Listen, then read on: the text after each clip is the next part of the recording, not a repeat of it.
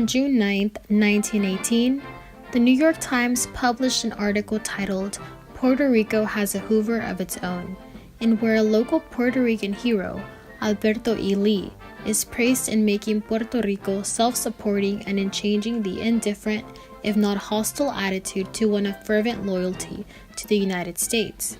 In other words, Lee's efforts are the reason as to why Puerto Ricans had become so loyal to the United States.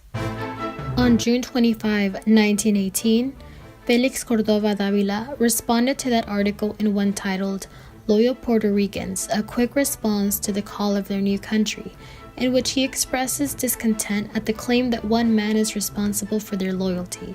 He claimed that Puerto Ricans are naturally loyal to the United States, but could something have influenced it? Let's talk about the Puerto Rican struggle towards U.S. citizenship.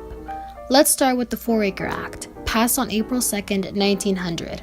This act ended U.S. military rule over Puerto Rico as it established a civilian government.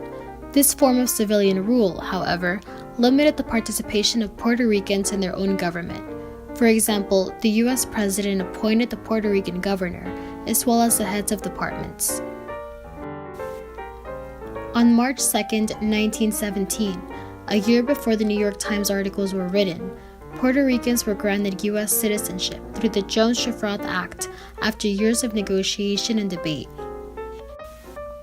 On April 6, 1917, only a month after the Jones Act was passed, the United States entered World War I. In fact, many have attributed the passing of the Jones Act to the United States entering the Great War, but other possible motives have also been brought up. For example, political economist Pedro Caban argues that the grant of U.S. citizenship was proposed as a gambit to abate Puerto Rican dissatisfaction with the colonial regime, quiet political agitation for independence, and served to permanently bind the country to the United States. About 6 weeks later, on May 18, 1917, President Woodrow Wilson passed the Selective Service Act of 1917. This act declared that all American nationals who on June 5, 1917 had attained the age of 21 and had not attained the age of 31 are subject to registration, despite Puerto Ricans still not being able to vote in Congress or for the president. They were required to register for the military. By October 26, 1918, 241,000 Puerto Rican men had registered for military service, and 17,855 were inducted into the Army.